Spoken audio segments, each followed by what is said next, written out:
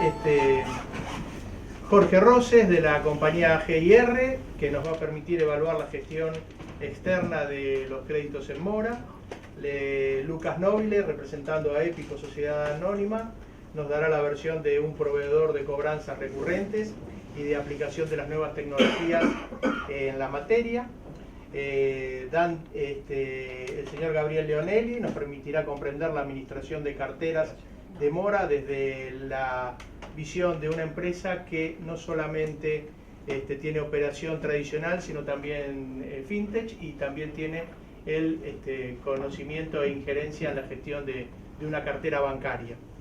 Y el señor Dante Anelli nos dará información respecto de la morosidad de números, diferenciando entre bancos, retailers y originadores digitales, aportándonos además su visión actual como administrador de carteras en mora adquiridas a terceros.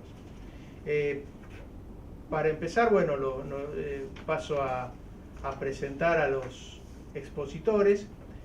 Contamos con la presencia de Diego Petito, presidente de la Cámara Asoprofi y a su vez titular del estudio Petito y Abogados. Gabriel Leonelli es secretario y miembro del Comité Ejecutivo de Asoprofi y adscrito al directorio de Banco Columbia, vicepresidente de Cuotitas Sociedad Anónima, vicepresidente y gerente general de Tu Crédito Web.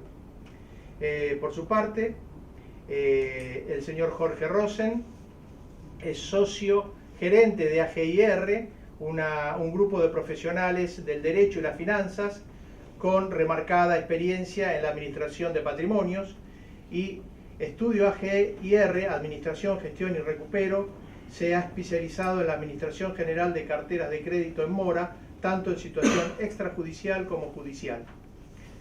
Por su parte, Dante Anelli, acá me tengo que poner los anteojos porque la letra es muy chiquita, es socio fundador de Flex Fintech, empresa enfocada en ayudar a los emisores tradicionales a alcanzar el onboarding digital fintech de manera rápida y a bajo costo. Dante ostenta 20 años de experiencia en el ciclo de crédito completo, administrando el riesgo de carteras de crédito de más de 15.000 millones de pesos argentinos y 1,2 millones de deudores, y ha formado parte de varias innovaciones industriales exitosas.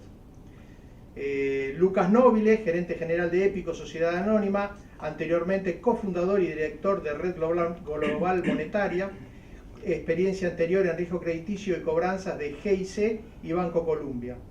Es licenciado en Administración de la Universidad de Buenos Aires, con posgrados en Administración de Entidades Financieras y Marketing y Dirección Estratégica, cursados en la misma casa de estudios. Bueno, y quien les habla, Guillermo Barbero, vicepresidente de Asoprofi y socio también de FERS.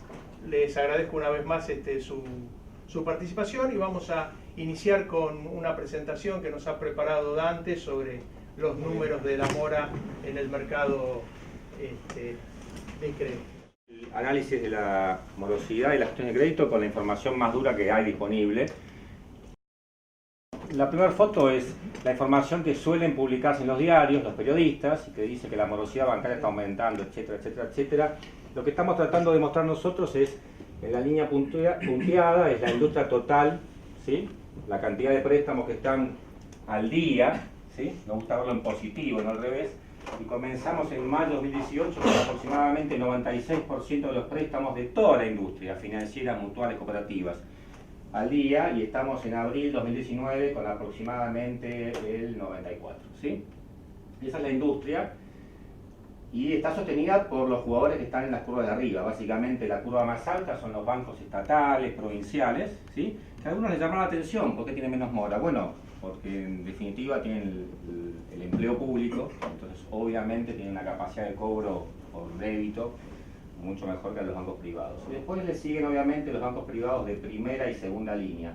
Lo único curioso respecto a esta información dura es que en los últimos 2 meses se cruzaron las curvas de los bancos privados versus los estatales, y esto es un indicio no confirmado, un indicio de que los empleados públicos, ya que venían resolviendo las dificultades de consumo con cada vez más deuda, ya probablemente estén empezando a utilizar herramientas para evitar que les debiten la cuenta, ¿sí? Estoy seguro que Sergio Di Salvo, que está aquí de Cuenca, sabe mucho más que yo de eso, puede explicar que hoy la batalla con los que le prestan a empleos públicos está en lograr que el débito pase. Inclusive si tienen acuerdos con Banco Nación, etcétera, debe haber problemas para debitar, sin duda. ¿Sí?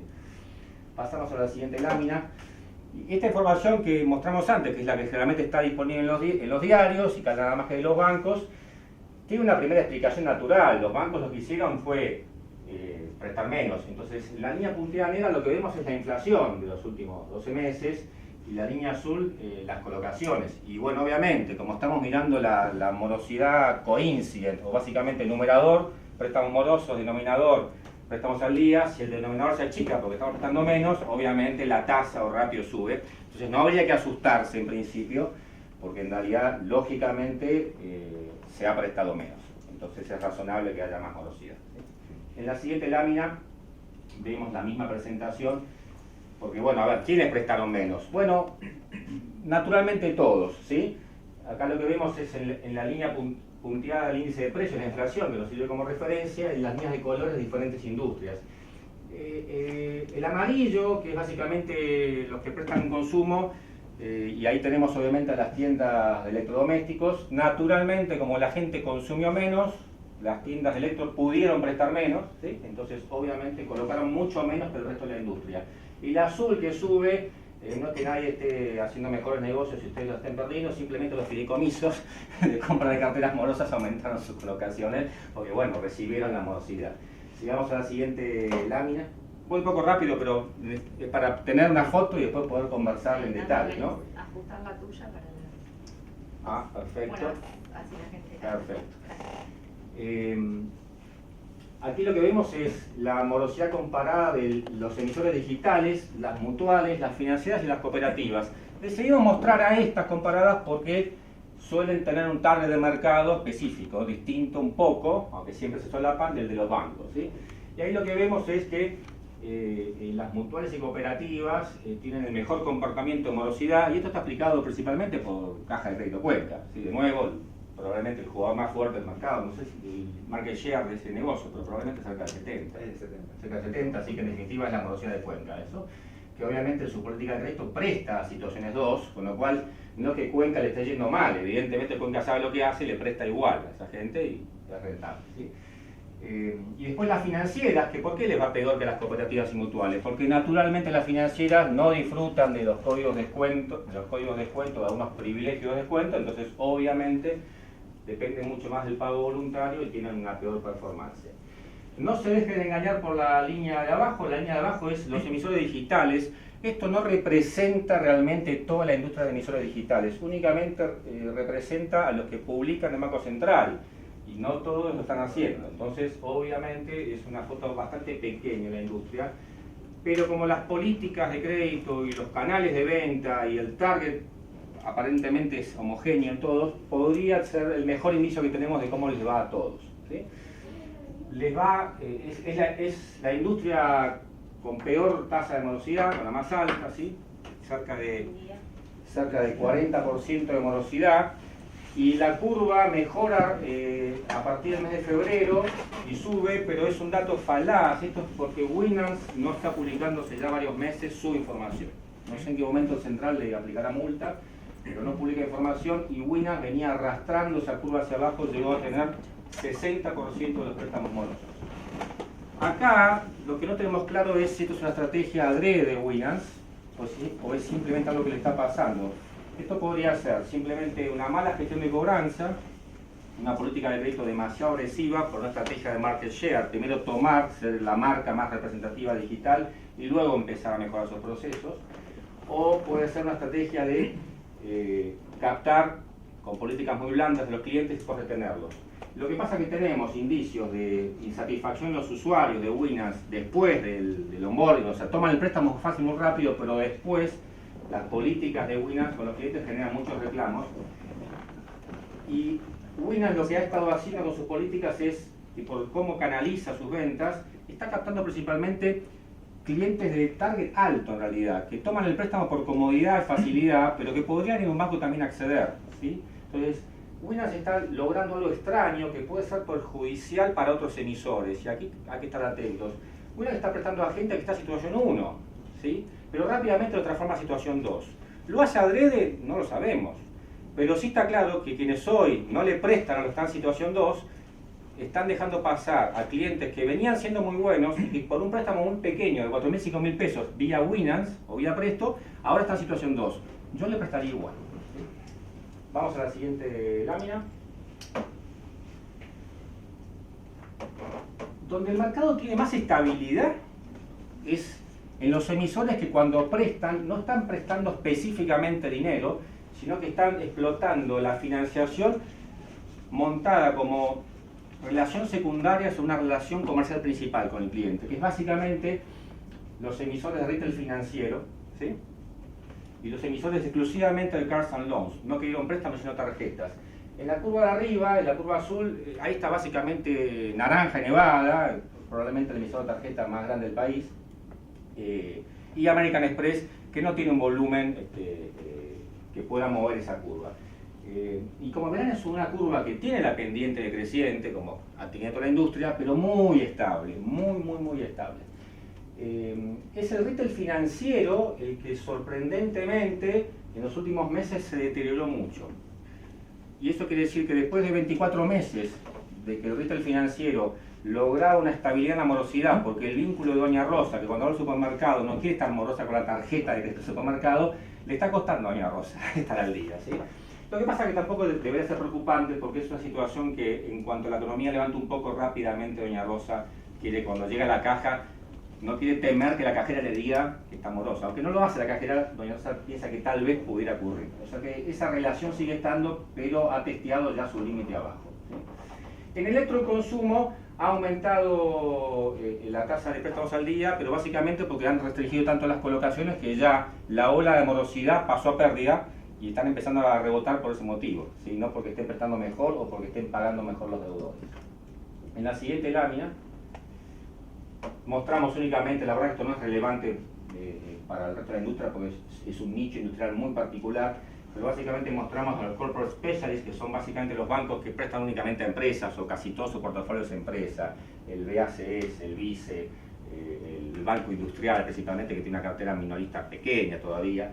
Entonces ahí lo que sí es preocupante es que esas tasas de morosidad o esa curva de préstamos al día que ya pasó por debajo del 97%, en las fuentes productivas de Argentina demuestra que la crisis económica está generando menos, ¿sí? Y en prendarios, curiosamente, recién en los últimos meses el préstamo prendario cayó por debajo de la industria en cuanto a préstamos al día, ¿sí? Y eso también explica que la gente está haciendo el esfuerzo por retener el auto, porque el prendario, si no pagaste, lo sacas, y no lo está logrando, ¿sí? Esto sí es una alerta para la industria. De todos modos, es un indicador que puede estar distorsionado porque buena parte de lo que se muestra ahí está Mercedes-Benz Camiones, por ejemplo. Entonces, claramente está explicado también por la crisis de las pymes, de la red logística en general. Si vamos a la siguiente lámina, lo mostramos únicamente para no dejarlo fuera de la industria, los fideicomisos, obviamente, por cómo están constituidos, siendo principalmente hipotecarios o de saneamiento de deudas públicas, claramente mantienen un índice de morosidad muy bajo. Y en la siguiente lámina, esto creo que es probablemente la foto que todos los meses deberíamos ver, además de la tendencia que vimos, es mes a mes lo que se llama roll rates. Esto es una síntesis de lo que se llama roll rates, es cada sector, si lo miramos nosotros en abril versus marzo, qué porcentajes de las cuentas se deterioraron un poquito más, 30 días más, ¿sí? Y ahí es donde estamos viendo los indicios de quién está con la pendiente peor versus el resto de la industria, ¿sí? Entonces ahí sí se ve lo que les decía, que el retail financiero está perdiendo la batalla y casi 12% de sus cuentas, ¿sí?, están más morosas que el mes anterior, ¿sí? Y las financieras acompañan a retail y electro y consumo acompañan a retail. En cambio, si ves las mutuales y las cooperativas y los prendarios, ese deterioro mensual es mejor. Este es la foto que todos los meses deberíamos estar mirando, cada uno sabe en qué lugar está en la industria, para saber si la foto particular de la empresa de ustedes, si acá hay en el retail financiero y está peor que 11,65, es un llamado a atención, se llama atención. Si aquí hay alguien que tiene préstamos de consumo y está peor que 11,27, su empresa está haciendo algo peor que la industria, y entonces sería bueno entender, hablar con los colegas y ver qué están haciendo ellos distinto para poder volver al promedio de la industria. Sigamos a la siguiente lámina.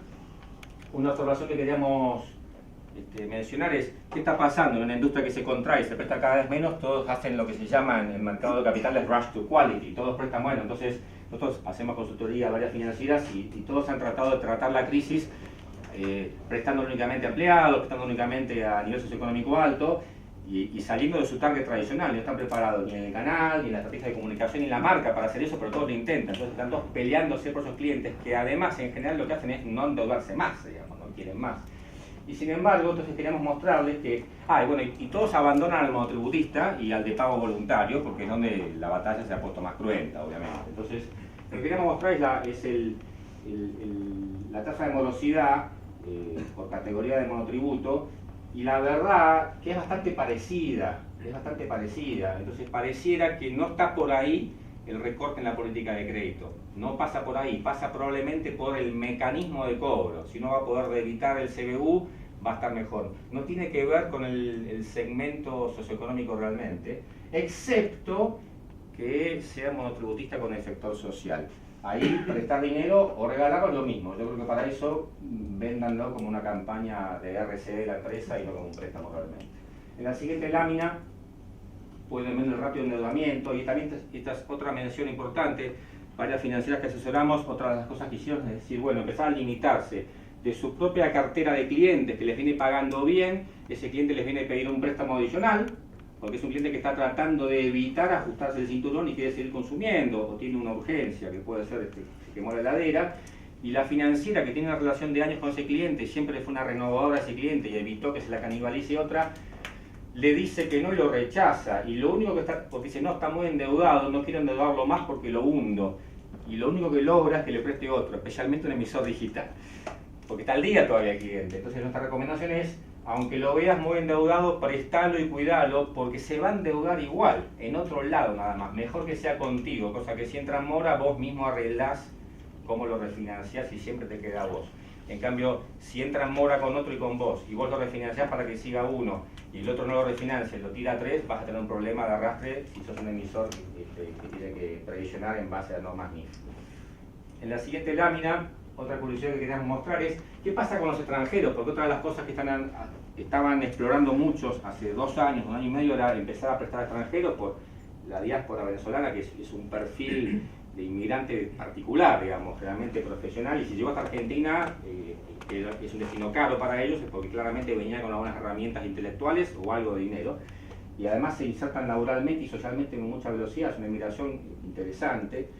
Y lo que estamos viendo es que tienen la misma tasa de morosidad que los demás. No estoy hablando de venezolanos, estoy hablando de extranjeros, DNI arriba de 90 millones, 92 millones, ¿sí? Pero no son más morosos. Entonces los que están eludiéndolos por algún motivo, no pasa por ahí el recorte de política. En la siguiente lámina queda clarito también, y está también razonablemente explicado. Fíjense que los bancos privados de primera línea le prestan en la misma proporción a argentinos que a extranjeros. Obviamente, porque los bancos les prestan nada más que a extranjeros asalariados, ¿no? Obviamente.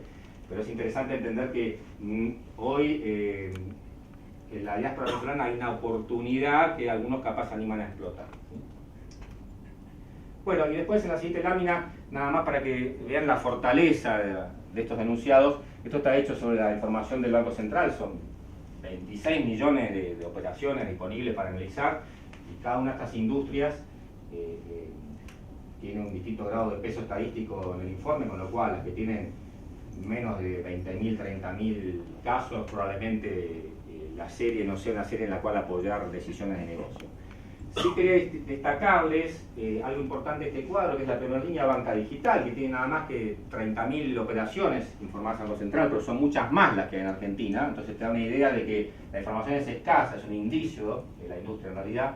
Pero sí es importante los datos de la derecha. Los datos de la derecha muestran los clientes que hoy tienen operaciones en banca digital, cómo estaban hace 6 meses, 12 meses y 24 meses, qué porcentaje de esos clientes estaban en situación 1. Y como verán, tiene los porcentajes más altos de la industria. Esto confirma que la banca digital hoy, los emisores digitales que publican BCRA hoy, están targeteando situaciones 1 y las están deteriorando después. Este es un problema que tenemos en la industria, que los gerentes de riesgo con sus políticas tienen que rápidamente, los comerciales tienen que hablar, Sergio, hablar con el gerente de riesgo, rápidamente el comercial tiene que decir al gerente de riesgo, mirá, en la política cambia esto porque lo único que estamos logrando es rechazar a la gente porque un Winas lo deterioró, pero no es por 5.000 pesos. Es importantísimo que trabajen sobre eso. Bueno, estas son simplemente para los que reciban la presentación, cómo fuimos segmentando a los players para que vieran, y los principales, la siguiente lámina, por favor, los siguientes jugadores de cada, los principales jugadores de cada segmento. Es subjetivo, puede haber errores, pero bueno, es una manera de entender cómo se arma la industria. Bueno, espero les haya gustado. Bueno, muchas gracias Dante por esta información tan interesante. Te damos un pequeño respiro. Ahora vamos a iniciar una serie de preguntas con los asistentes aquí en el living y vamos a volver también sobre Dante con algunos temas. Pero vamos a comenzar un poco aprovechando la presencia de Jorge y de su experiencia, ¿no es cierto? Sabiendo que la cobranza es un ítem fundamental para el crédito de consumo. De acuerdo a tu conocimiento, ¿cuáles son los principales aspectos que hay que tener en cuenta para tener una cobranza eficiente? Siempre cuando el crédito esté bien dado, utilizando las herramientas que tenemos de riesgo crediticio, y en cuanto a la documentación, si la documentación está completa y está en condiciones, todos los créditos se cobran. El asunto es salir rápido de esa mora. La mora forma parte del crédito, es algo que va enganchado al riesgo del crédito, pero en la medida que se salga rápido y no provoque un acostumbramiento, digamos, a la situación. Claro, se puede salir de esa situación que en definitiva va contra la retención de las empresas, ¿no? Es fundamental la mora tratarla en el principio, una mora, y buscarle una forma de salida al cliente, o refinanciándole o prestándole y dejándole parte de ese dinero para que se siga desenvolviendo, no perder al cliente, y de última instancia llegar a una situación judicial para recuperar ese dinero. Todos los créditos se pueden cobrar, todos los créditos son cobrables. Cuando se inicia la operación es cuando mayor cuidado hay que tener, repito, una documentación que esté bien hecha, que esté bien completa. No es cuestión de dar créditos para llenar una cartera de crédito que después con el tiempo se hace incobrable. Más en este momento donde la situación del cliente es está muy deteriorada y accede al crédito por una necesidad, y quien le vende el crédito no toma algún recaudo para cuando llegue la mora, si llega, como todo, tener las herramientas necesarias para recuperarlo. Sintetizando lo que nos comentaba Jorge, entonces parece muy importante generar una política de cobranza desde la originación del crédito mismo, estructurando adecuadamente la compañía, cuáles son los procesos de originación, la estructuración legal. Gabriel, ¿vos considerás que hay alguna otra cuestión interesante para valorar, más allá de la flexibilidad que también dice Jorge a la hora de implementar las políticas de cobro, ¿no? Es fundamental, como bien decía, tener en cuenta la originación. Los productos, los que estamos en el negocio de crédito de consumo, sabemos que esto se inicia, hay que primero saber cómo vamos a cobrar y después el producto en sí, cómo lo vamos a vender, ¿no? en lo cual la carga de datos y que los datos sean eficientes, esto se ha mejorado mucho en el segmento, porque obviamente todos los proveedores no financieros y las empresas de crédito de consumo ya han tenido sus experiencias en ventas de carteras, fideicomisos, y las propias empresas, bancos que se encargan de comprar esas carteras, exigen un límite de cruces de datos, de teléfonos, que hace que eso se haya mejorado, pero es fundamental tener la mayor dato de contacto posible, ¿no? Que a la parte comercial le parece molesto pedir un teléfono de más, un correo electrónico, y hoy el WhatsApp es una cosa que está funcionando muy bien en una temática. También agregar que los preventivos son una base fundamental, ¿no? Más cuando el cliente ha sido contactado por un canal indirecto, que no ha sido generado esa operación en un lugar donde está tu nombre y que el cliente te identifica claramente que vos le diste el crédito, ¿no? Entonces cuando sos proveedor financiero de un retail, un comercio, el llamado de bienvenida explicándole a esa persona que ese crédito en realidad que compró en tal local de electrodomésticos ha sido financiado por la empresa que representamos, es fundamental. Como segundo paso, tener clara la política de la gestión de esos créditos, la segmentación de la cartera, porque no todo se tiene que se hace de la misma manera, el seguimiento, y un tema fundamental hoy, la facilidad de los medios de pago, ¿no? Hoy vemos que las compañías actúan inmediatamente, por lo menos desde el punto de vista de contactos con el deudor. 24 horas en donde el sistema verifica que el pago no entró, ya hay un llamado telefónico, hay una comunicación de la compañía o de un centro de contacto en donde le están avisando al deudor que estamos en conocimiento de la existencia de la mora y ver cómo lo puede resolver rápidamente. Eso es fundamental. Claro. Es mucho más fácil cobrar una cuota después cuando se juntan dos, eso claro. Lo sabemos todos nosotros. Por claro. Eso el llamado preventivo y la acción preventiva dentro. También después vamos a hablar de otras cosas que se hacen, de que hay clientes que recurrentemente pagan 3 días después del vencimiento, ¿no? Claro. Tener analizado en el scoring de cobranzas esas situaciones para a ese cliente lo enoja y sabes que te va a pagar igualmente. Sí, Jorge nos daba un concepto recién y yo lo sintetizo en una palabra. Es decir, cuando la mora avanza y ya la persona está instalada en la situación de mora y pasaron algunos meses más y algunas cuotas más, creo que el concepto de flexibilidad que nos daba Jorge también es importante, ¿no? Porque si nos atamos a estructuras muy duras de cobranza, quizás lo ponemos a la persona en una virtual imposibilidad de pago. Seguro, no hay que buscarle la flexibilidad para que continúe, para que no perderle al cliente y encontrarle una forma de financiación que le sea a lo mejor más adecuada de cuando tomó el crédito, por otra circunstancia coyuntural, darlo vuelta enseguida, tratar la mora de cobrarla lo más rápido ayudarlo posible a pagar, ¿no? Para deshacer el negocio y comenzar otro. Claro. Este salió mal, empecemos otro. Claro, ayudarlo a pagar. ¿Qué ves vos, digamos, de diferencia? Vos hiciste hincapié en una buena documentación de base. ¿Qué ves vos como punto importante cuando los créditos han sido originados por la metodología digital, por el onboarding digital, por el acceso remoto, digamos, del cliente al crédito? Sí, bueno, ahí es el problema de la falta de documentación. Es todo 10 veces más difícil. Es todo 10 veces más difícil. No se puede recuperar un crédito sin un documento, un pagaré. El riesgo es mayor. Si no conseguís en la primera etapa el cobro, lo tenés que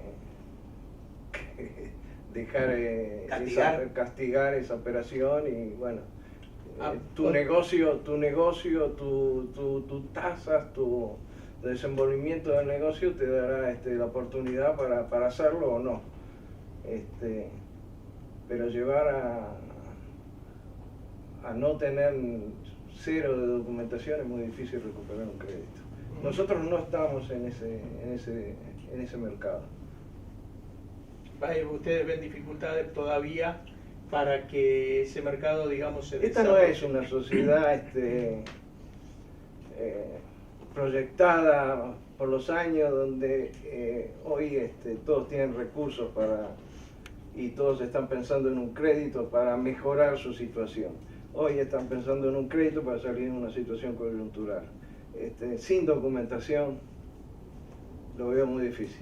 Bueno, es bueno contarle a todos que en la Argentina la normativa vinculada con los préstamos 100% digital está muy bien estructurada. Digamos, el Código Civil y Comercial, puesto en vigencia en agosto de 2015, contempla una serie de elementos técnicos importantes para la correcta determinación y estructuración legal de estos créditos, pero todavía falta una pata, es la pata de ejecución.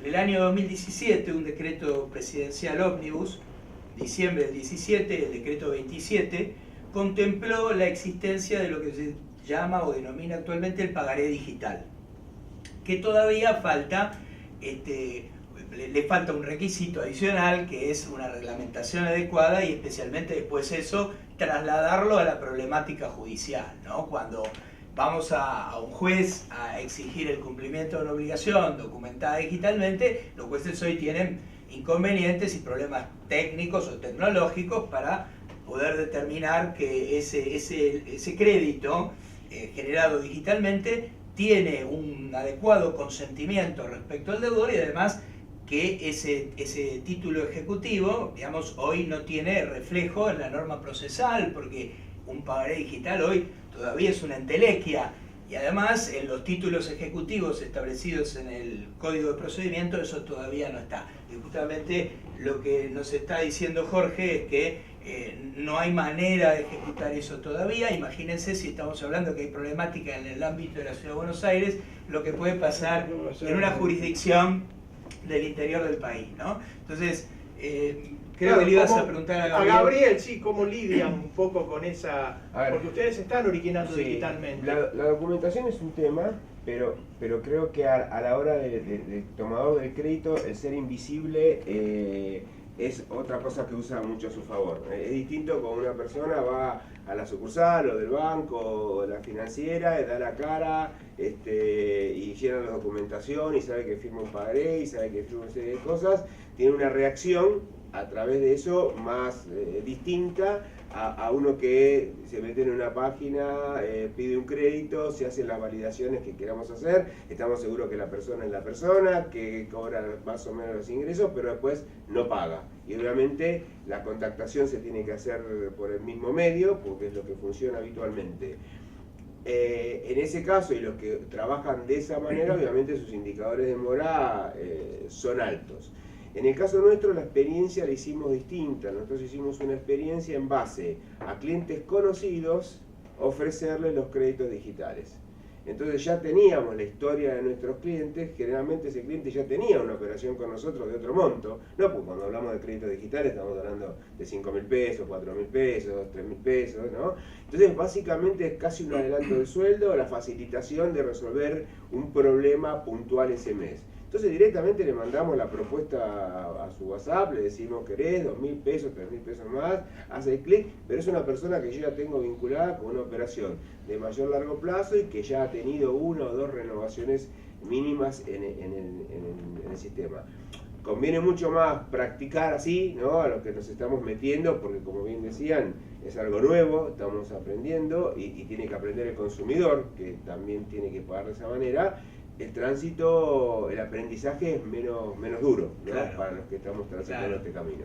Y pregunta, Dante, quizás, digamos, podríamos decir en base a esto y entendiendo un poco la industria fintech, que esta conceptualización de créditos de bajo monto y rápida amortización es lo que define hoy la política de crédito fintech en la Argentina, vinculado también con las dificultades después de salir a cobrar y ejecutar un crédito quizás de monto sin mayor. Duda, yo creo que lo responde mejor Matías, probablemente. Pero en realidad el problema que tenemos es que la industria fintech, el finishing en papel físico es muy caro de ejecutar. Entonces les rompe el modelo de negocios. Todos los desarrollistas son muy buenos en la parte digital, pero la distribución comercial no la tienen, entonces están como obligados a no tener finishing papel, y entonces controlan ese riesgo con un monto bajo. Al poner un monto bajo, tiene que cargar mucho en la tasa, en el CFT principalmente, ¿sí? En el CFT. ¿Sí? Entonces genera una situación no natural donde en definitiva lo que prolifera es el préstamo rápido, porque digitalmente es muy rápido, pero muy caro, enoja al cliente, etc. Entonces, y después si hay morosidad no hay posibilidad de cobrarlo con facilidad. Si nos está faltando finalmente, que es la solución para la industria, la firma digital celular, digamos, que el celular mismo de alguna manera perfeccione la instrumentación jurídica. Cuando eso esté, la industria fintech va a ser un competidor formidable. Claro, me acuerdo de una frase que mi amigo Guillermo repitió varias veces en algunas charlas que teníamos sobre esta problemática, que es, atendiendo todo esto que estamos hablando y cómo evoluciona la industria fintech en base a estas problemáticas, ¿el cliente cumplidor cubre la mora del incumplidor? Y indudablemente, desgraciadamente pasa eso. Entonces, por eso tenemos que defender tanto al cliente cumplidor, porque generalmente, sobre todo el legislador, apunta a proteger al incumplidor y en definitiva lo que hace es castigar al cumplidor, porque evidentemente si nosotros no podemos perseguir al incumplidor, vamos a recargar las tintas sobre el cumplidor y vamos a tener un crédito más caro, que en realidad yo acá voy a tomar la palabra una palabra de un colega que dijo una vez: estos no son créditos caros, son costosos, por eso mismo que decía Dante, son de bajo monto, entonces son muy costosos de administrar, de seguir, de gestionar. Entonces eso es lo que tenemos que siempre bregar para que haya el deudor no siempre es el desvalido y el pobrecito y el que el pobrecito no pudo cumplir, vamos a perdonarlo, porque muchas veces estamos ante actitudes de gente que toma crédito irresponsablemente y que después no hace ningún esfuerzo por cumplir. Y desgraciadamente, si la legislación lo ampara, esa negligencia del deudor la pagan los buenos pagadores, ¿no? Y repercute sobre el resto de la sociedad. Entonces, digamos, cuando hacemos legislación demasiado permisiva, lo que estamos haciendo es igualar hacia abajo y limitar el acceso del crédito a los buenos pagadores, no beneficiar a los deudores. Obviamente hay situaciones de emergencia, como estamos viviendo ahora, hay situaciones excepcionales, pero eso no confundirlo con una situación negligente a la hora de tomar el crédito. Yo entiendo que debería haber una gestión más fuerte sobre aquel deudor que irresponsablemente toma un crédito y luego ustedes saben, por ejemplo, con CBU, informa un CBU y después cierra la cuenta y migra de banco para evitar que se le persiga la cobranza. Eso deja de ser, digamos, ya una negligencia, sino ya es una estafa. Y la verdad que la legislación tendría que ser mucho más estricta con ese tipo de actitudes, porque en definitiva perjudica a los buenos pagadores y perjudica a las buenas empresas que quieren dar buenos créditos. Sin embargo, sobre todo en Francia, ya hay movimientos, proyectos de ley, inclusive ya hay normas que empiezan a castigar al emisor que sobreendeuda al deudor. Con lo cual el riesgo en Argentina, que somos bastante rápidos en imitar legislaciones pro deudor, está en que la proliferación fintech, porque no tiene casi costos de entrada el negocio fintech, porque las aplicaciones son muy baratas finalmente, genera un sobreendeudamiento, y si esto sigue así no va a faltar mucho, porque ya había en Argentina proyectos de ley que por suerte no prosperaron, donde se generan amnistías, ¿sí? Basadas en que fue onboarding digital, fue muy rápido, alto CFT, sin considerar todos los aspectos del emisor que lamentablemente cobra eso para poder sostener la operación. Así que ese es un riesgo de negocio que tenemos por delante pronto, seguramente. Tenemos previsto hablar de ese tema más adelante en la charla, pero es una buena introducción. Quizás Ustedes después nos van a poder comentar su experiencia con algunos organismos de defensa del consumidor y si quizás sienten que los organismos de defensa del consumidor son quienes están arbitrando esa situación hoy en la Argentina, ¿no? Porque cuando uno analiza un poco el tenor de los reclamos, algunos son reales y otros son fabricados a los efectos también de intentar no pagar el crédito. Es otra manera de hacerlo. Si imaginamos que persiste estos emisores digitales que básicamente canibalizan a la situación 1 BCRA con un préstamo pequeño pero que se transforma en moroso y dentro de 1 año y medio, porque el central tiene 24 meses de información disponible, si en 1 año y medio tenemos 35-40% adicional al 35% que ya está moroso en el Concentral, o sea 70% de la población informada en central morosa, un proyecto de ley de amnistía va a ser muy popular. Así que eso es un escenario que estratégicamente los propietarios de estas emisoras tienen que estar pensando que es muy posible. Bueno, yo aprovecho para cambiar un poquito la órbita y darle la palabra a Lucas, a ver que en base a esta dualidad que tiene el mercado, ¿no? de créditos digitales y créditos no digitales, digamos, o créditos tradicionales, ¿cómo se organiza una compañía? ¿Cómo se organiza la cobranza? ¿Cómo se organiza una compañía? Ahí es fundamental entender, digamos, si la compañía en sí, hay muchas variables, digamos, ¿no? para ver cómo organizar un área de cobranzas en función de cómo es la actividad. Si es 100%, dependiendo si es 100% digital, si es una firma, digamos, que está haciendo una transformación digital, que está saliendo de lo físico y ayornándose un poco y yendo a lo digital, si está explorando en lo que es lo digital. Y después también tiene que ver con el tamaño de la firma, el segmento aspiracional que tiene y demás. De todas maneras hay puntos comunes, digamos, a los dos mundos, a tanto lo que es el físico como es el digital, que tienen que ver hoy por hoy con lo que es la especialización en la comunicación, la omnicanalidad, o sea, la posibilidad de llegar por el mejor medio al cliente, digamos, para que no se transforme en un deudor, en una cartera performing, después cuando en las distintas instancias de morosidad o más allá de lo que es lo preventivo, después en una mora temprana poder atacar, digamos, dando opciones de saneamiento y demás a esa pequeña morosidad. Y es fundamental, digamos, la especialización en lo que es la estrategia de cobranzas.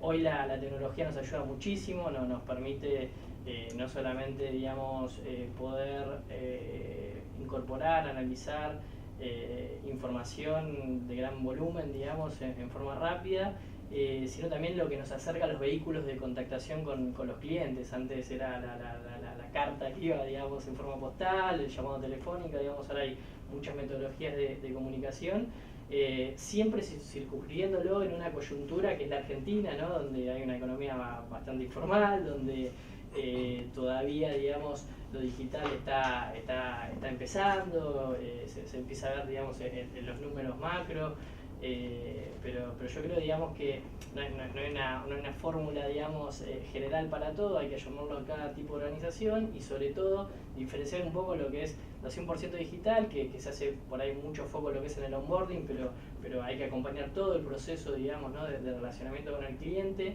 La experiencia del cliente tiene que ser parecida mínimamente o tener una consistencia, independientemente porque a veces el mismo cliente es el que lo hace en forma digital, en forma física, si la compañía da las dos alternativas, entonces no puede tener dos experiencias distintas de uso, digamos, y sobre todo, y por ahí un poquito apoyándonos en los datos que bien expuso Dante, tomar algún tipo de precauciones en cuanto a lo digital, sobre todo también teniendo en cuenta el título ejecutivo, ¿no? O sea, ver cómo está la regulación, la invisibilidad que planteaba Lionel respecto, digamos, a el anonimato. No es anonimato porque uno ya, digamos, hace todas las validaciones en lo digital, pero el tema de no exponerse, digamos, físicamente o ese onboarding, ese relacionamiento inicial, y después también, en consonancia con lo que decía Jorge, de siempre tratando de cuidarlo y que sea un cliente, ¿no? Que no se lo regalemos a un tercero, digamos, y darle posibilidades, porque hoy la macro está sensible, digamos,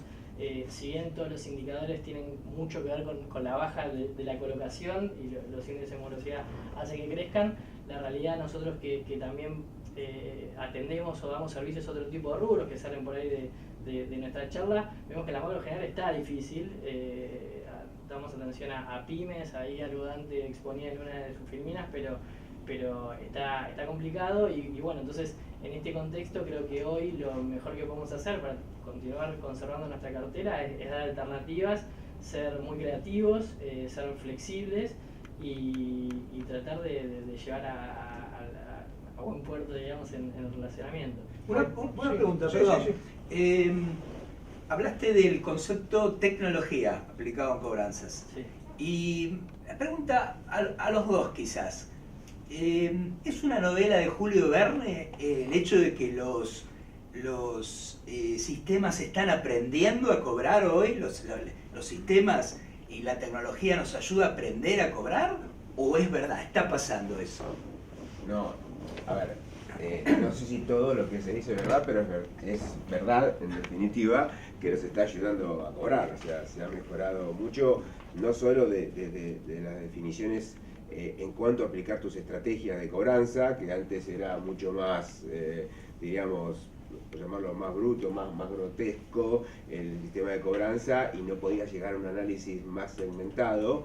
Eso te está ayudando mucho. O sea, yo creo que vamos a ir a que la tecnología siga participando mucho más activamente en el esquema de cobranzas, pero es una realidad. De hecho, la mayoría de las empresas estamos invirtiendo en eso porque vemos que es de una manera lo que te va a llevar el día de mañana, que tengas que gestionar personalmente el cliente que necesita básicamente de un negociador, ¿sí? De hecho, si vos ves, antes casi todo pasabas a los 7 días a un operador manual a que te gestione la cobranza, y hoy en algunos productos y en algunos segmentos eso pasa casi hacia los 30 días, ¿no? Según el tipo de cartera, el tipo de producto que sea. Yo creo que ahí te cambia un poquito la pregunta. Yo creo que los humanos estamos aprendiendo a convivir con la tecnología, no la tecnología está aprendiendo a cobrar. Obviamente que nos apalancamos muchísimo en la tecnología, hay sistemas predictivos, digamos, de lo que es scoring, no solamente la originación, sino en lo que es la cobranza, o sea, habrá que apuntarle, digamos, y en dónde no perder tiempo. Pero creo que la transformación digital la vivimos todos los días, la vivimos, digamos, cuando nos levantamos y no tenemos que poner, digamos, el noticiero en una franja horaria y esperar el pronóstico de tiempo para saber qué ponernos, sino con una aplicación, digamos, saber de acá a un mes, cómo con cierto margen de error claramente, está presente, digamos, en nuestras vidas.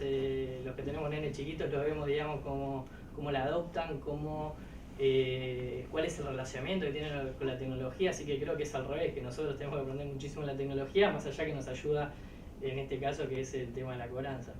La facilitación, un poco siguiendo lo que dice Lucas, la facilitación, estamos diciendo siempre en la cobranza, siempre yo hablo de los que quieren pagar y los que no quieren pagar, ¿no? O sea, hablando de los que quieren pagar y reaccionan a una gestión en el mundo fintech, que esa persona, vos fuiste a descontarle del seguro de la cuenta y en ese momento no tenía dinero y le mandaste el WhatsApp y le dijiste qué pasó, bueno, no lo puedo depositar, tengo dinero en efectivo, y de la misma aplicación puede imprimir o ir a pagar a Pago Fácil, a Rapipago o cualquier otro medio de pago. Eso obviamente es parte de la tecnología y parte de lo que te facilita que esa persona tenga una disponibilidad casi 7x24 para poder ir a resolver su pago. Sí, me invitaron a una presentación hace poco en donde en una pantalla solamente se escuchaba un audio de dos personas conversando, era uno de un contact center, de un call center, y otro, un deudor, en el cual interactuaban los dos respecto de cómo iban a generar la cobranza. La sorpresa vino al final de la presentación, cuando nos mostraban a las personas que habían dialogado, ¿no? Uno era una persona humana y el que lo estaba contactando para negociar la deuda era un ordenador. La verdad que yo no pude detectar la diferencia entre el diálogo que tenía la persona humana y tenía el ordenador. Esto es una realidad, ¿no? Jorge, ¿vos cómo ves, desde el punto de vista de tu gestión, esta tecnología vinculada con el desarrollo de personas desde las máquinas? Sí, hoy todavía la negociación es la inteligencia que tiene el humano.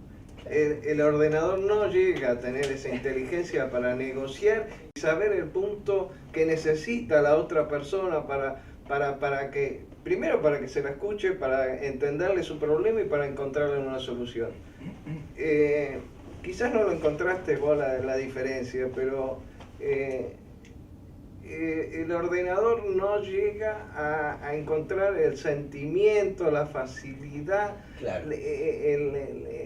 Todavía. La capacidad de escuchar. Ahora, yo no lo voy a ver. A lo mejor vos sí, pero yo no lo voy a ver. Así que yo me sostengo en mi aprendizaje y en lo que yo sé todavía. Claro. Y ese es mi fuerte, la negociación. Claro. O sea, la capacidad de escuchar al otro, Claro. ¿no? De crear Un vínculo y un que entendimiento. a los dos nos va a permitir yo cobrar y él pagar, y él salirse de esa situación que está mal, que la comprende, mucha gente la comprende. Bueno, saquemos a los estafadores, porque Ujú. estafadores... La palabra vínculo es el oasis donde se van a rescatar todos los emisores tradicionales, brick and mortar se decía antes, se puede usar, Sí. pero bueno, acá hay varios. Las fintech que no tienen red de sucursal o vínculo al cliente tienen una desventaja competitiva, naturalmente nunca la van a poder resolver. Ya lo muestra la morosidad a través de la invisibilidad, pero está explicada por el vínculo. Y las curvas de morosidad explican los vínculos. Por ejemplo, los supermercados tienen la morosidad estable, primero porque es una tarjeta de crédito, la gente es racional finalmente cuando hay escasez. Y la tarjeta de crédito la pagás porque así podés comprar el mes que viene. Las casas de electrodomésticos han perdido un poco de vínculo. Antes la casa de electrodoméstico se le desarmaba, se le probaba la plancha, volvía al otro día y el señor se la cambiaba por otra si no andaba. Hoy eso está un poquito más deteriorado, pero todavía hay mucho vínculo. Lo que pasa es que hay más morosidad porque la plancha ya la compré y bueno, no puedo pagar todo, pago la tarjeta del súper y a Garbarino no le pago y bueno, cuando la plancha se queme veré cómo hago, ¿sí? Compro tiempo. Lo mismo pasa obviamente con las motos, Gustavo. La moto ya se la llevó, entonces bueno, después verá cómo hago. Pero en el vínculo está claro, pero hoy las cooperativas y mutuales que están explotando el vínculo les está yendo mejor y lo puedo mostrar con información comparada de varias cooperativas donde algunas usan la figura cooperativa simplemente por las ventajas impositivas y otros la usan para realmente relacionarse con el asociado y los que le están poniendo a la relación un poquito más de empatía, relación, les está yendo mucho mejor. Inclusive los que están haciendo cobranzas, algunos han ensayado hace más o menos 6-7 meses una mecánica que a mí me sorprendió, que el llamado dejó de ser un llamado agresivo de persecución y se transforma en un llamado de empatía, es decir, sabemos que estamos todos muy complicados, veamos juntos, y pausan y subrayan, veamos juntos cómo podemos resolver, aunque sea una parte de todos los problemas que tenemos. Y la pluralización, están insertándola a propósito, como diciendo, no me cuentes tu problema, nosotros también estamos complicados, estamos todos complicados, hacer juntos, ¿qué está a nuestro alcance a resolver? En esas negociaciones de esos cobradores les está yendo mejor, medido en el cumplimiento de promesas de pago, lo estoy diciendo con un dato objetivo, medido en cumplimiento de promesas de pago obtenidas, obtienen la misma cantidad de promesas, pero se cumplen muchas más, el que empatizó pluraliza. Muy bien, ahí me diste una pauta muy interesante porque vos hablaste de cómo medir la mora, ¿no? Y también me gustaría entender cómo medir la eficiencia de la cobranza, digamos, con qué indicadores medimos la eficiencia de la cobranza o de la gestión de cobranza, digamos, qué indicadores deberíamos ponerle énfasis, ¿no? Como vos bien decías recién. Los indicadores, bueno, son los normales, justamente dentro de una cartera que puede tener un valor X, el porcentaje de recupero te va a dar la facilidad del conocimiento de cómo actuaron los agentes de cobro. No hay mucha medición en cuanto a capital recuperado, capital en riesgo, capital recuperado. Nosotros no hacemos mención a intereses en mora. El interés en mora hoy es muy difícil obtenerlo. Hubo épocas que los gerentes comerciales, antes de tener un caudal de dinero para prestar, decían, bueno, esperemos con la mora porque si recuperamos la mora voy a tener más capital para prestar y no puedo mostrar dinero ocioso que tengo en cartera. Hoy no, hoy eso cambió y el interés en mora es un castigo, pero a veces duplica el valor del bien que compró la dificultad para la cobranza es mayor. Ahora, cuando un accionista les pregunta, ¿no? Es decir, bueno, a ver, ¿cómo estamos con esta variable del negocio? ¿Cómo venimos cobrando? ¿Ustedes qué le responden? Bueno, obviamente, adicionalmente a la financiera, desde el punto de vista de nosotros, que nos tenemos que presentar a un accionista y explicarle cómo venimos cobrando, acá se divide mucho más la información, obviamente, porque un mismo producto, ¿sí?, te puede dar un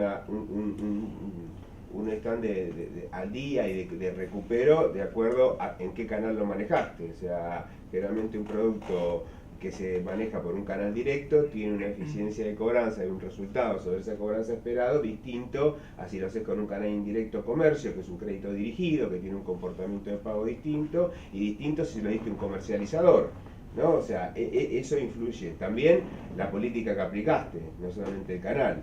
También una cosa que medimos es algo que dijeron hoy a la mañana y tienen razón, es estamos viendo que los clientes están llegando a un nivel de endeudamiento alto, pero mi decisión es dejarlo de asistir y la verdad que no, nosotros estamos replanteando seguir acompañando porque puede suceder que caiga en un proveedor financiero, regulado o no regulado, que me lo tire a una situación y me arrastre indirectamente. Entonces sigo siendo flexible y eso lo mido por separado también, ¿no? Entonces, y el comportamiento de tarjeta de crédito no es lo mismo que tarjeta de un préstamo personal, un código de descuento mucho menos, y inclusive el producto CBU, que para mí es el producto del futuro, el cobro, si bien eso no te cambia la política, pero sí te mejora la cobranza, se mira de manera distinta también, ¿no? Y ese producto del futuro, Lucas, ¿debería ser regulado o no? Es decir, el CBU tiene que seguir siendo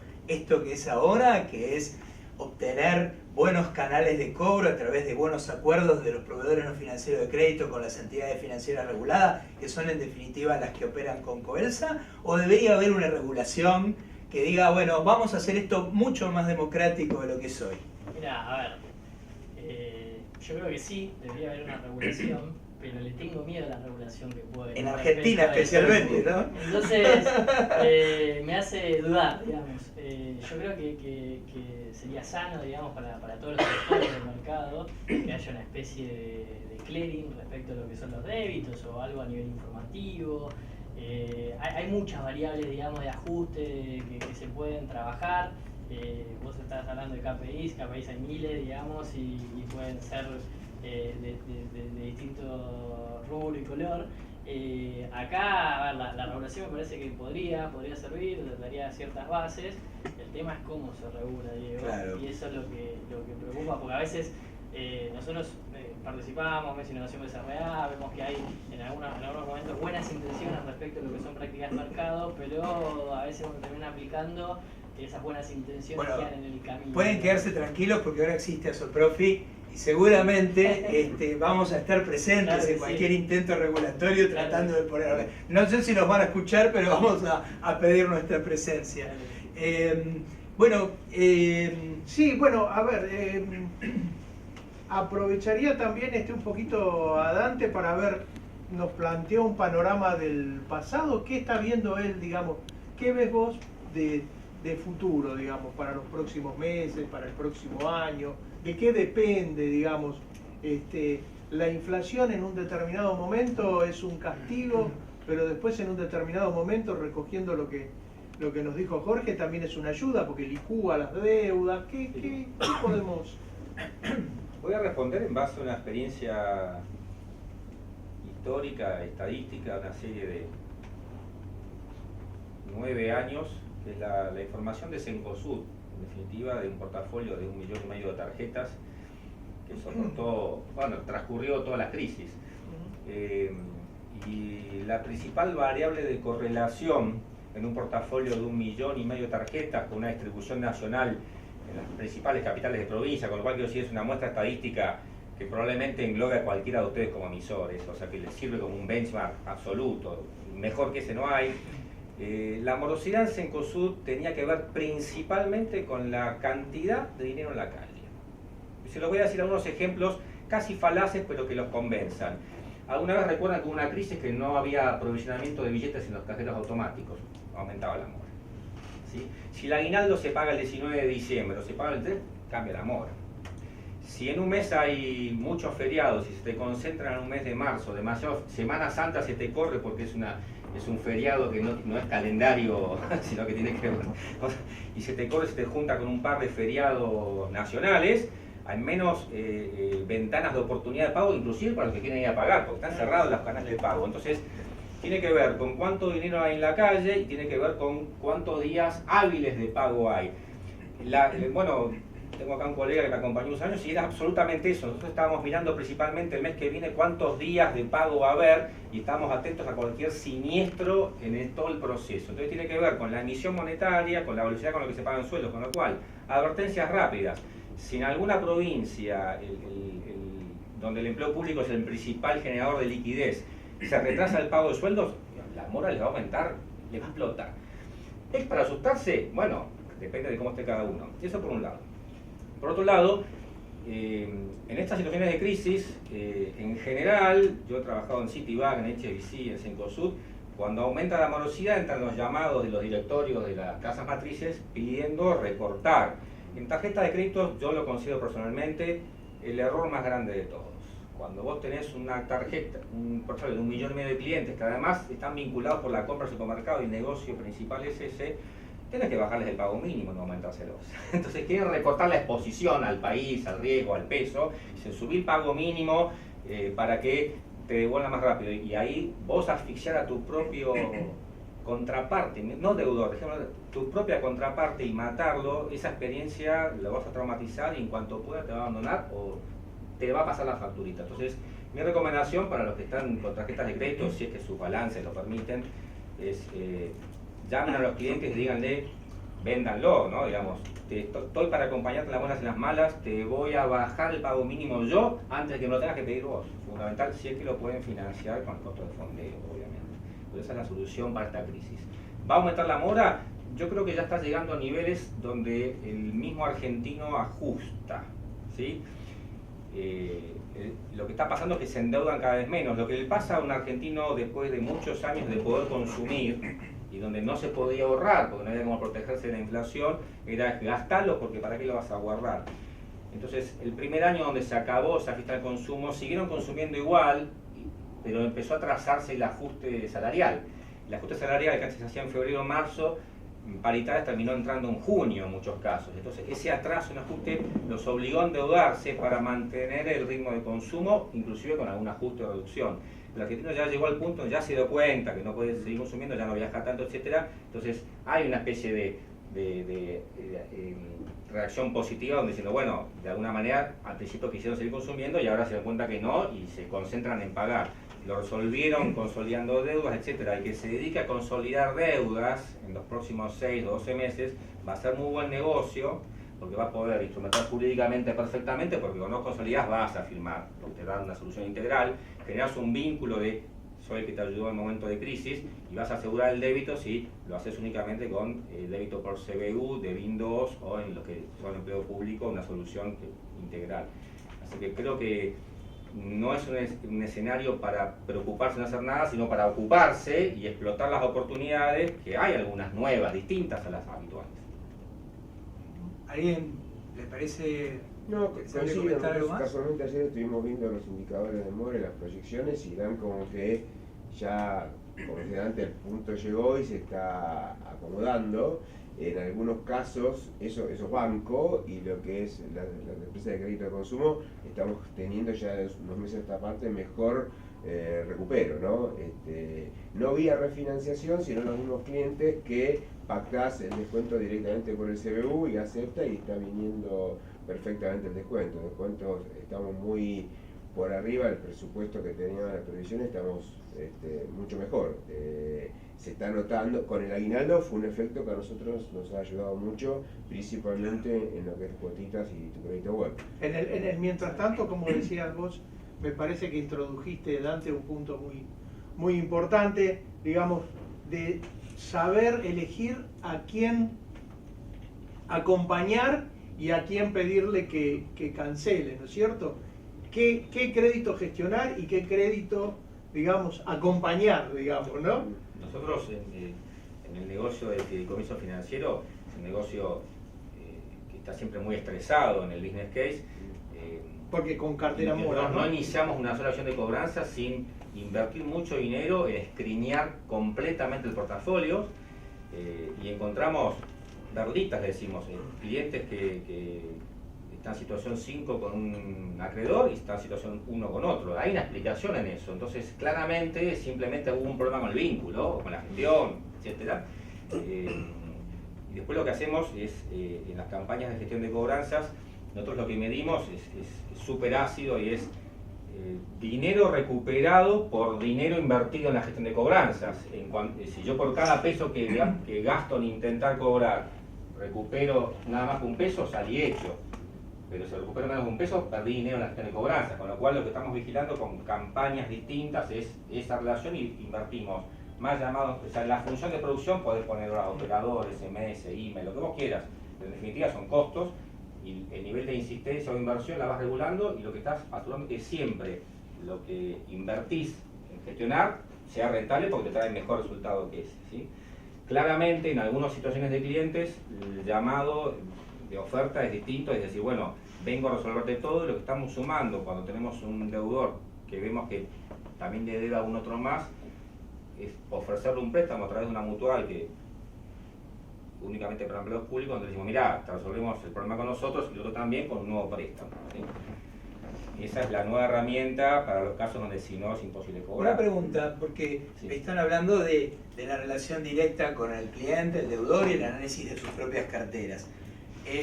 Cuando se hacen estos análisis y además se pretende saber un poco cómo va a continuar la situación, y contemplando que en la Argentina últimamente los efectos macro se miden por efectos de la naturaleza, ¿no? Brotes verdes, bueno, hoy la macro influye en las decisiones, es decir, ¿se contemplan esas variables o solamente se analiza la cuestión desde ese lugar particular? No, absolutamente, si tenés una sequía y una mala cosecha en los cuartos vas a tener más mora, sin ninguna duda. Y si la industria pesquera está en crisis, olvídate, como Rivadavia vas a tener muchísima más mora. Eso no tiene remedio, sí. Claro. Lo que pasa es que si vos tenés un portafolio que está distribuido en todo el país, no es un tema, una cosa como es la otra, pero sos un emisor muy localizado y bueno, claramente hay pequeñas situaciones que te pueden complicar mucho más que el promedio de la industria. Yo ahí comparto muchísimo lo que dice Dante, sobre todo esa correlación de días hábiles y ratio de cobro es tremenda. Lo que respecto al futuro, digamos, y sobre todo lo que es base de pirámide, que nosotros tenemos algunos clientes, digamos, que apuntan a eso, yo no sé si la macro, digamos, va a tener que acompañar un poquito más, porque ahí sí creo que si bien en determinado digamos, rasgo societario la gente ya ajustó, ya entendió, digamos, cómo adaptarse, hay un segmento que es un poquito más de base de pirámide que no tiene esas variables de ajuste como por ahí la tienen otros, y ahí sí creo que este año que es electoral, la coyuntura, la macro, va a ser cómo va a venir la cobranza para esa gente, digamos, ¿no? Eso es lo único que tenía como para sumar, digamos, a la lectura que tiene. Siguiendo con los fenómenos naturales, ahora estamos en un veranito. ¿Ah, la macro? Sí, hay que aprovecharlo. Bueno, ahí viendo esto, que la macro no ayuda tanto, los servicios de cobranza, Lucas, ¿qué otras actividades pueden complementar, digamos? ¿Qué otras actividades pueden ayudar en este momento a la gestión y de una cartera? Nosotros de Épico lo que hacemos es un servicio de cobranza recurrente. Tenemos mucha cartera performing, mucha cartera activa, digamos, y después obviamente tenemos cartera de interés en todos los tramos, desde temprana hasta muy tardía, gente que adquiere carteras y bueno, que necesita salir a recaudar eso. pero básicamente lo que nos viene sucediendo respecto a lo que era el inicio, digamos, de la operación es que cada vez tenemos más cartera performing por el tema de lo que es la especialización de los canales de cobro, de poder juntar en un solo lugar, digamos, distintas metodologías y la flexibilidad de ayornarnos a las políticas de cobranza que tiene cada institución. Así que hoy creo que si bien antes se pensaba más en el outsourcing, en lo que es la morosidad, hoy creo que hay una venta de negocio interesante y nosotros queremos aprovechar respecto a lo que es la cartera activa. Eso es un poco lo que veo, digamos, de distinto respecto a lo que es el pasado reciente, porque tampoco estamos hablando de mucho tiempo atrás. O sea que eso, digamos, un poco para, a ver, digamos, si ustedes tuvieran que dar algún consejo de cómo seleccionar una empresa a la hora de hacer un outsourcing, ¿qué requisitos le pedirían, digamos? Solamente lo tradicional, digamos, posibilidad de cobranza, nuevas tecnologías, nuevos servicios. ¿Cómo ustedes lo encaran, por ejemplo, Gabriel, que tienen una plataforma tan amplia, ¿no? Claro, Banco, fintech, Nosotros en principio tenemos nuestra propia empresa de cobranza, de multicones. Entonces, diríamos, todas las empresas del grupo que nos dedicamos al grupo financiero, nuestro principal proveedor es multicones. No obstante, cada uno de las empresas del grupo, de acuerdo a su perfil de cliente, que no es distinto, subcontrata otras empresas para hacer una medición, diríamos, con un porcentaje de 10-15% de la cartera, para ver si los ratios de multicones son mejor, iguales o peores, ¿no? Siempre las hacemos competir. En lo que se refiere a la gestión, manejamos con ellos todo lo que es, con multicones, todo lo que es mora temprana entendida en el banco son 90 días, entendida en las empresas de crédito de consumo son 120 días, porque insistimos más con tratar de llegar y la refinanciación y que haya con distintas estrategias, obviamente, pero que llegara por acuerdo al cliente y no perder al cliente, ¿no? Y después pasamos a estudios que hacen la gestión prejudicial. En eso tenemos también mucha importancia en con qué tipo de empresa nos vinculamos respecto a qué sector normalmente está acostumbrado a generar cobranza, ¿no? Porque no es lo mismo gestionar créditos, que en un promedio son 15.000 pesos de deuda, que a otras empresas de recupero que están acostumbrados a carteras bancarias más sofisticadas, tarjetas de crédito, y que nuestros créditos parecen chiquititos. Entonces buscamos empresas que tengan un perfil de gestión asignado a nuestro perfil de cartera. Ahí te puedo dar, nosotros somos una empresa de outsourcing, ¿no? Claramente, pero te puedo dar, digamos, un caso de uso propio que es nuestra propia empresa. Nosotros tenemos todos los procesos que no son core de negocio, todos tercerizados, digamos. Así que aplicamos, digamos, y creemos que hoy la economía es colaborativa, es cooperativa, competencia, digamos, entendemos que no podemos ser buenos en todo lo que hacemos, entonces por eso nos especializamos, le ponemos foco, nuestra única actividad es la cobranza y los pagos, no hacemos otra cosa, y todo lo demás que hace una organización, porque también tenemos pagos proveedores, tenemos temas legales, tenemos temas tributarios, contables, etc., todo lo demás lo tenemos tercerizado, y a la hora de elegir qué proveedor, digamos, tiene que ver un poco con el carácter, con la experiencia y sobre todo con la especialización, ¿no? Nosotros si un punto prioritario de nuestra empresa particular es el tema tributario, y tenemos gente especializada, digamos, en lo que es lo tributario, tenemos muy buenos asesores legales, tenemos, o sea, todo lo demás está todo tercerizado. Nosotros le ponemos foco a nuestro core de negocio y ahí es donde ponemos la cabeza de todos los que participamos de la organización. Obviamente que a todos los demás proveedores asignamos un responsable, digamos, de seguimiento, de control, las políticas salen todas desde nuestra empresa, pero todo lo demás lo tenemos tercerizado. Muy bien. Hemos tocado muchos aspectos de la relación directa, digamos, o de la actividad directa de ustedes y de lo que pueden controlar en cada una de sus empresas respecto de la gestión de mora. ¿Qué pasa cuando el problema viene de afuera? Es decir, ¿cómo se llevan ustedes con los organismos de defensa del consumidor y con los reclamos que vienen desde ese ámbito de la relación de crédito? Bueno, a ver, nosotros, diríamos, es como te llega el reclamo, obviamente asistimos y generalmente nosotros no hemos tenido inconveniente en llegar a una... Generalmente es falta de información, falta de entender. A veces nos pasa una cosa que mencioné anteriormente, que el cliente dice, me llegó, yo no saqué el crédito en cuotitas o no saqué en tu crédito web, y tiene una confusión por el canal donde lo adquirió, y generalmente se resuelven, ¿no? Y por ahí se nos presentan casos más complejos, una situación puntual que se nos dio este año. Nosotros operamos también tanto en el banco como en la financiera con código de descuento, y se nos dio un caso que bueno, digo, intervino desde el punto de vista legal, que en una cooperativa, por sanciones recibidas por el INAES y el ente que regulaba el código, perdió el código de descuento. Entonces esa disposición no solo tuvo efectos hacia adelante, sino retroactivos, o sea, dejé de cobrar, básicamente. Entonces, obviamente hubo que hacer una estrategia para cobro a través de CBU.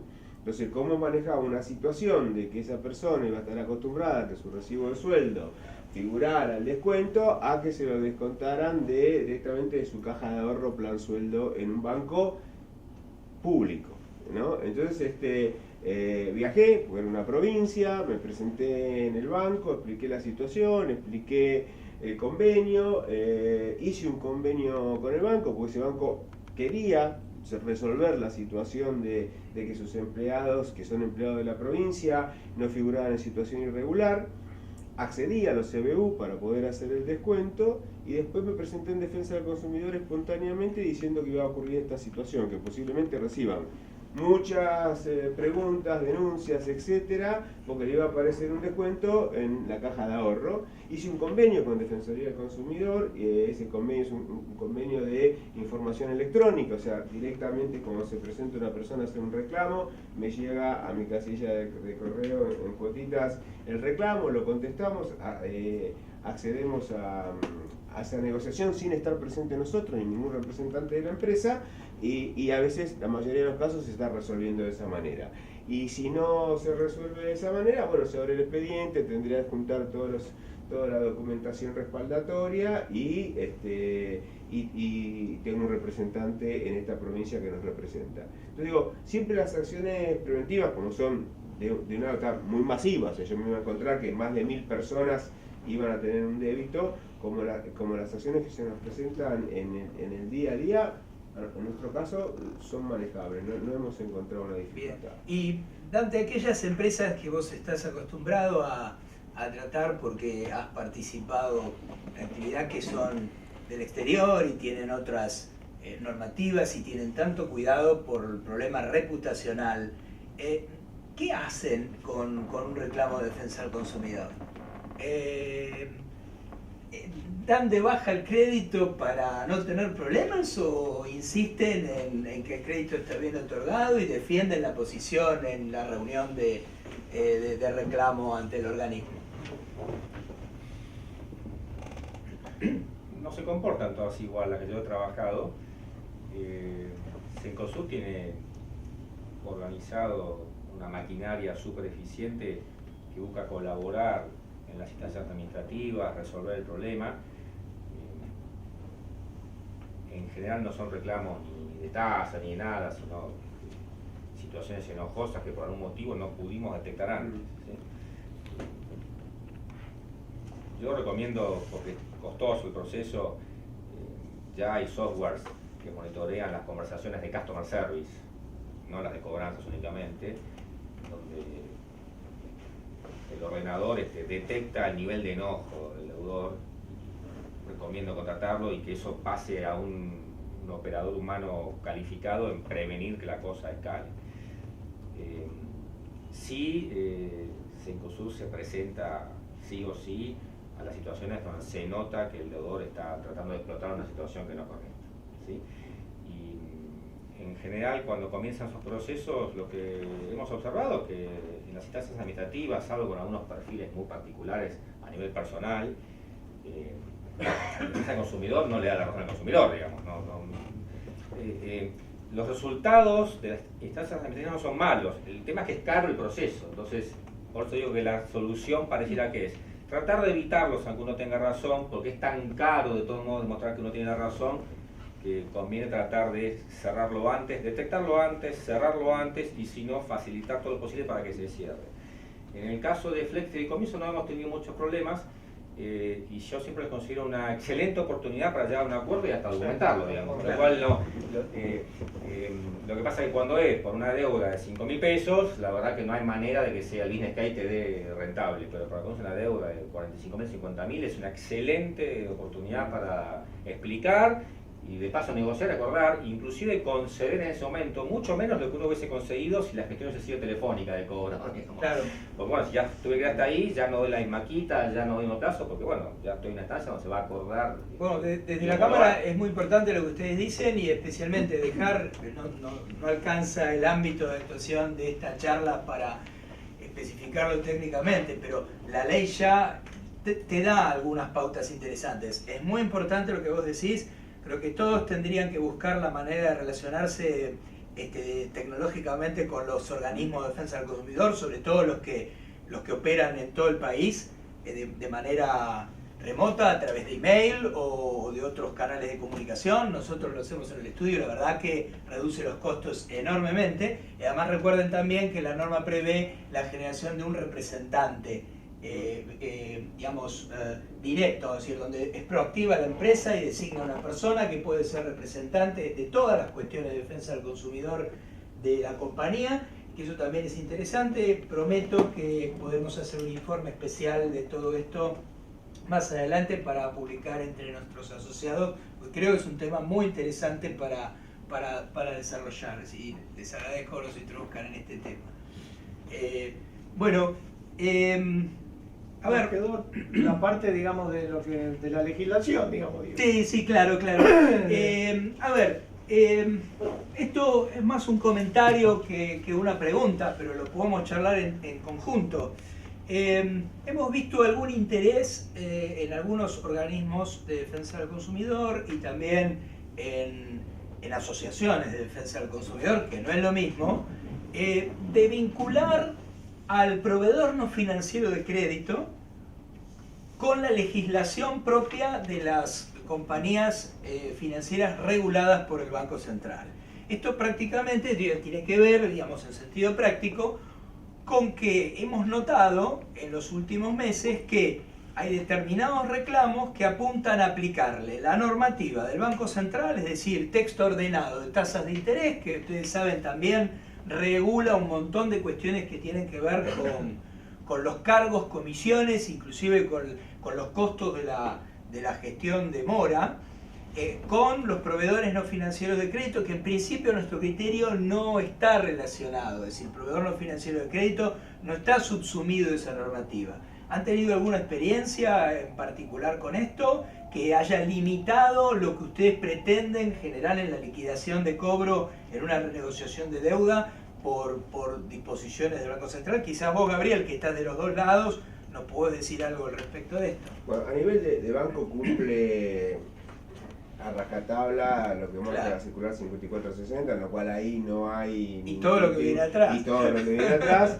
En el caso de Movida no se nos ha presentado en ningún caso, tampoco en tu crédito web, alguien que se pare en ese punto. Como bien dice Dante, las cuestiones que se nos plantean son por confusión, enojo, que se resuelven, como te diría, por no decir el 100% de los casos, el 99% de los casos, y comparto lo que dice también Dante, que a veces estás frente al abogado que está en defensa del consumidor y termina diciendo a la persona, pero usted no tiene razón, mire, y terminas arreglando, ¿no? O sea, y hasta documentando, como dice. No hemos tenido nosotros casos puntuales que se refieran específicamente a eso. Igualmente, los alerto de que habría algunas acciones de clase que se estarían intentando con el objetivo de equiparar estos dos mundos bajo la estructura de la norma propia del Banco Central, limitando el recupero de gastos vinculados con la gestión de crédito y tratando de llevar este mundo hacia la normativa del Central. Por supuesto que nosotros intentaremos ahí poner límite, pero sí puedo decirles y asegurarles que esto es algo que está ocurriendo y que probablemente ustedes se encuentren en el futuro con alguna situación particular respecto de esto. Así que es bueno tenerlo en el monitor. Y especialmente con las acciones de clase, porque siempre tratan de buscar aquellas cositas entre líneas de nuestra documentación legal que quizás ni nosotros percibimos, pero ellos están pensando en qué parte de nuestros contratos o de nuestras estructuras legales no cumple del todo con la normativa de defensa del consumidor. También recuerden en esto, y es una manera de estar alertas, de que la normativa es muy cambiante, absolutamente cambiante. Todo el tiempo se están generando resoluciones administrativas, distintos parámetros de evaluación desde el punto de vista de defensa del consumidor, también lealtad comercial. Recuerden que lealtad comercial es aquello que nos regula cuando hacemos publicidad de crédito. Es decir, eso es lo que tenemos que mirar, especialmente cuando desarrollamos un aviso, una publicación o un evento de comunicación de nuestros productos y servicios, que también está en constante movimiento. Además se nutre de nuevas tecnologías y nuevas modalidades, con lo cual por eso se da este movimiento constante, y también lo que tiene que ver con la protección del dato personal de nuestros deudores, que obviamente completa esta trilogía normativa que es esencial a la hora de cubrir esto, y que después también, si no cumplimos, puede tener consecuencias económicas para la compañía y también perjudicarnos en la acción de cobro. Bueno, los últimos 5 minutos, tal vez para sí. la potencial ley, digamos, ¿no? ¿Es una ley? Sí. La potencial ley de regulación de la tercerización de empresas de cobranza en cabeza del tercerizador. Sí, sí, sobre todo en el ámbito de la Ciudad de Buenos Aires. Todos habrán tomado conocimiento de que la Ciudad de Buenos Aires ha tomado la iniciativa de regular, más precisamente a través de un proyecto de ley que todavía no salió publicado en el boletín oficial de Cava, que vuelvo a repetir, va a tener aplicación exclusivamente en Cava, pero con 3 puntos de conexión. Si el contrato se celebró en el ámbito de la Ciudad de Buenos Aires, si el deudor tiene domicilio en la Ciudad de Buenos Aires, o si la compañía que otorgó el préstamo y que después hace la gestión tiene domicilio en la Ciudad de Buenos Aires, o si la agencia de cobro tiene domicilio en la Ciudad de Buenos Aires. Perdón, son 4. Puntos de conexión, así lo llamamos, decir, bueno, si ocurre algo de esto, o cualquiera de estos puntos en la relación de crédito y en la gestión de cobranza, entonces esta ley será aplicable.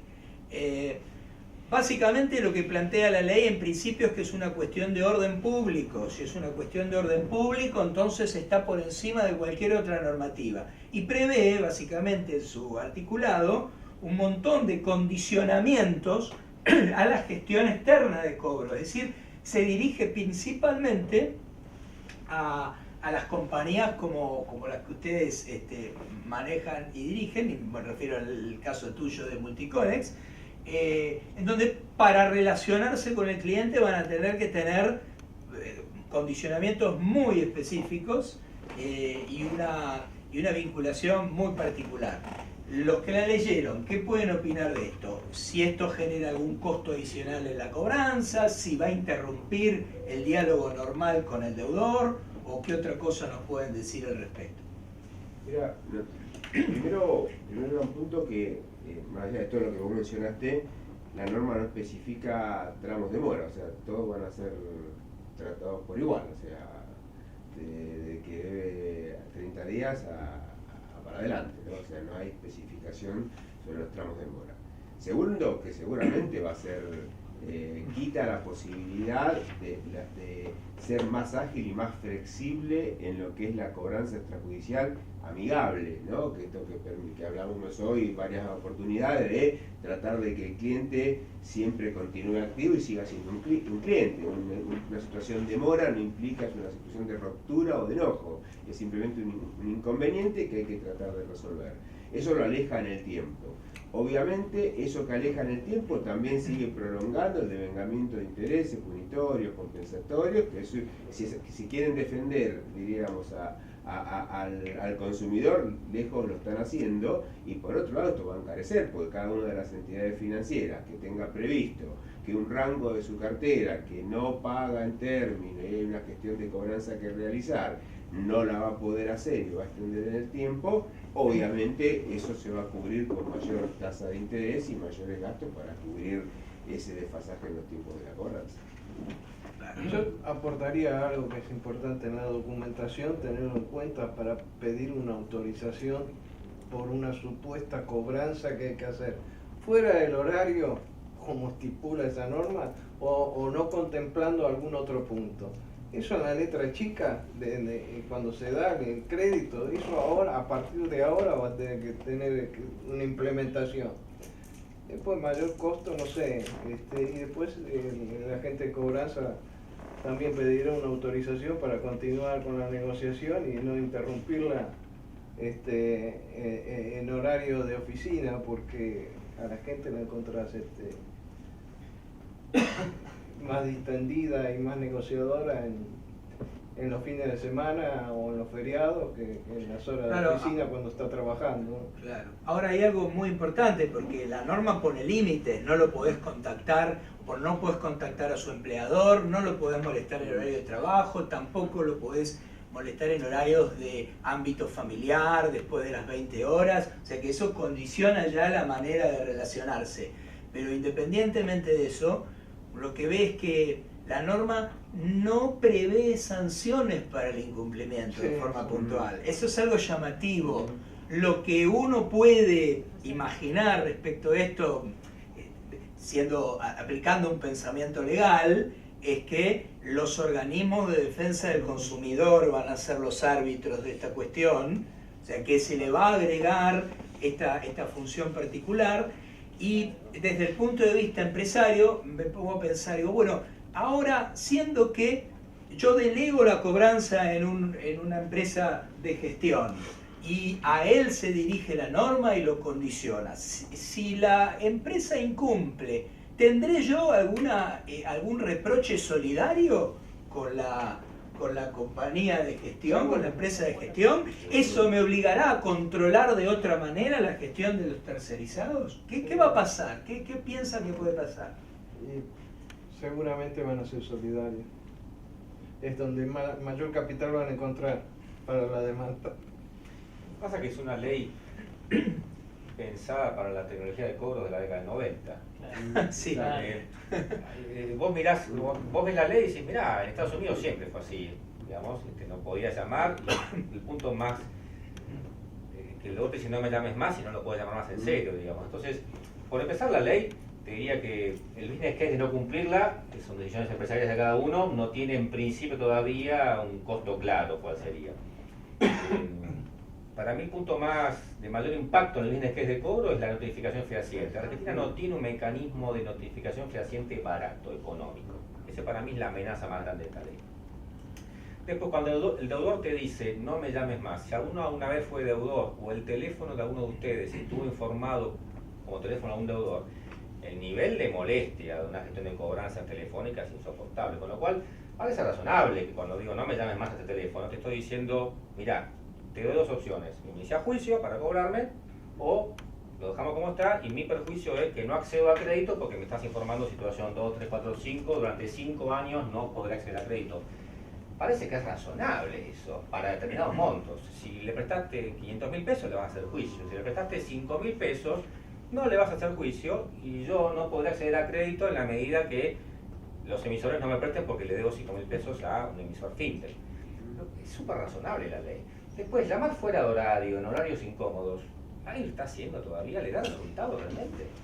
No tiene mucho sentido. A mí me parece que esto lo que hace en la industria es las agencias de cobranza que trabajan para bancos, la que tienen los empleados en blanco, la que hace las cosas bien. Esta ley los favorece de alguna manera porque les empieza a recortar la competencia desleal de las agencias de cobranza que pagan parte de los salarios a operadores o el bono variable negro y tienen prácticas de cobranzas abusivas finalmente. Entonces, el único acomodamiento que nos falta es el tema de la comunicación fehaciente, lo demás es razonable. Es más, Flex Fideicomiso comienza las operaciones de cobro, comienza diciendo lo molesto por una deuda que usted adquirió en tal emisora, en tal fecha, por tal importe, porque si no, no hay cómo seguir la conversación. O sea que ya no es que notifico fehaciente, pero explico por qué le estoy llamando realmente. Entonces, yo no le veo por ese lado complicaciones, sí un ajuste con el tema de la notificación fehaciente.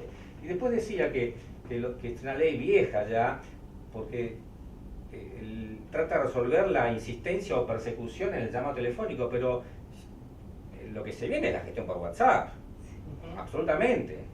Con lo cual, en realidad, vos le mandás un push y él te va a contestar cuando quiera, no lo vas a llamar más. Es tan caro el llamado humano que no tiene sentido tampoco. Lo único que le veo de complejo es a las campañas que mal llamadas de IBR, de mensaje grabado de cobros, que esa me parece que las vamos a tener que recortar, porque además la amenaza de una acción de clase de estas organizaciones de defensa del consumidor que se dedican en realidad a lucrar, pueden documentar con bastante facilidad que uno lanzó la campaña telefónica grabada, o sea que esas probablemente haya que recortarlas, pero tampoco son últimamente en la función de cobros la herramienta que uno más explota realmente, porque la gente corta. O sea que realmente yo no le veo un impacto gravísimo, le veo un ajuste industrial nada más. Bueno, vamos a ver cómo se va desenvolviendo la aplicación si es que algún día ocurre. Bueno, juntamente acá con Diego y Gabriel, que ha cumplido este doble papel de ser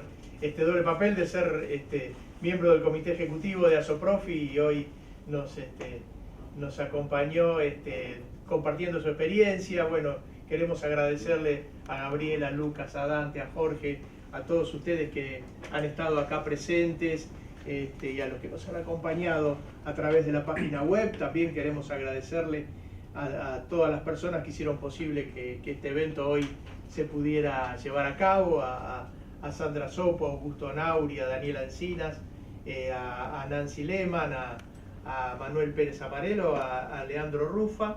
Decirles que la presentación va a estar disponible en la página web para los asociados, para que puedan compartirlo con sus equipos de trabajo, para que puedan compartirlo con su gente, para así escuchan lo que hay que hacer y lo que no hay que hacer. Y para aquellos que no son socios y quieran acceder a toda esta información y a todas estas informaciones que nosotros compartimos con nuestros asociados, que las puertas de la institución están abiertas, los costos de asociación son muy accesibles, estamos esperando que todos ustedes se hagan socios y bueno, y que nos ayuden un poco a llevar adelante esta actividad que en definitiva pienso que es de mutuo provecho para todos. Así que bueno, nuevamente muchas gracias y quedamos, si quieren, compartiendo un café y una charla acá más distendida entre amigos y terminamos el evento formalmente. Muchas gracias. Gracias.